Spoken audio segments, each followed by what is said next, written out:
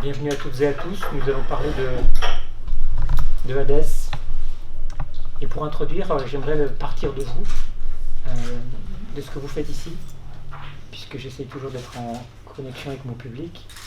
Et si je ne maîtrise pas ce que vous faites, mais si je comprends un peu ce que vous faites, j'ai cru comprendre qu'en astrophysique, on nous dit qu'on ne connaît à peu près que 5% de la matière de l'univers. Et que ces 5%, c'est ce qui est visible, qui sont constitués d'atomes. Et si j'ai bien pris ma leçon, le reste est constitué à peu près en gros à 25% de matière noire, n'est-ce pas? Et pour 70% d'énergie noire.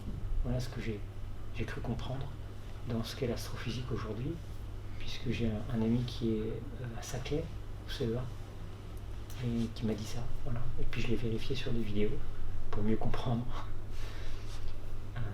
Si je prends une autre image maintenant, celle de la banquise, un iceberg, nous n'en voyons que 10%.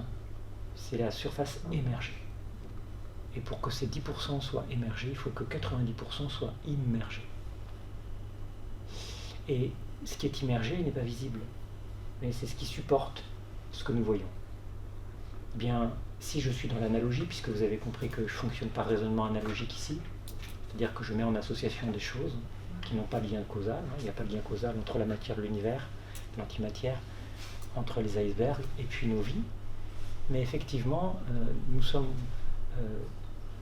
dans notre vie consciente, c'est ce qui est apparent, c'est ce qui est visible.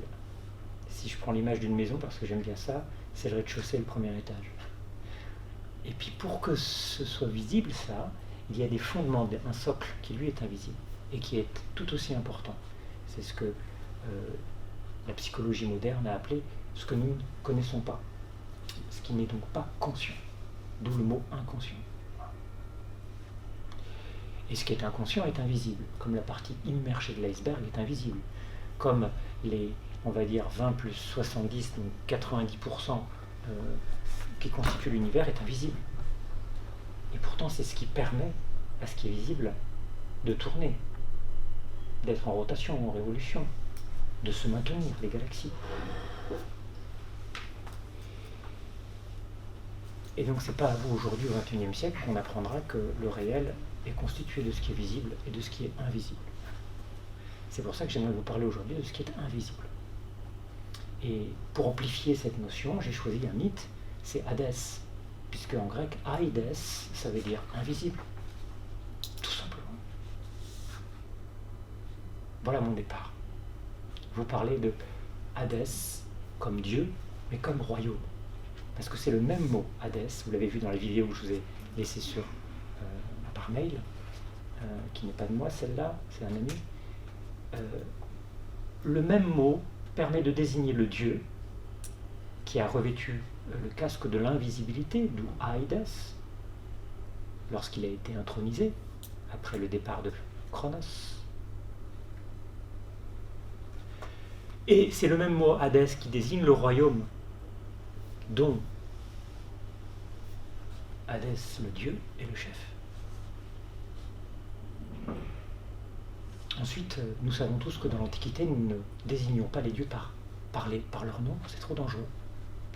Donc il a eu épiclèse, ce qu'on appelle en latin un mot de substitution. Ce mot, c'est le riche. Hadès, on l'appelle le riche, parce qu'il est riche de toutes les âmes qui ont quitté l'espace-temps terrestre et qui l'ont rejoint en franchissant le Styx.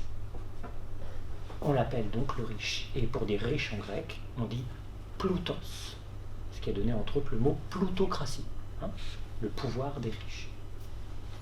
Vous avez eu le temps pour les aéroins de réfléchir sur démocratie, le pouvoir du démos, du peuple, et là c'est plutocratie.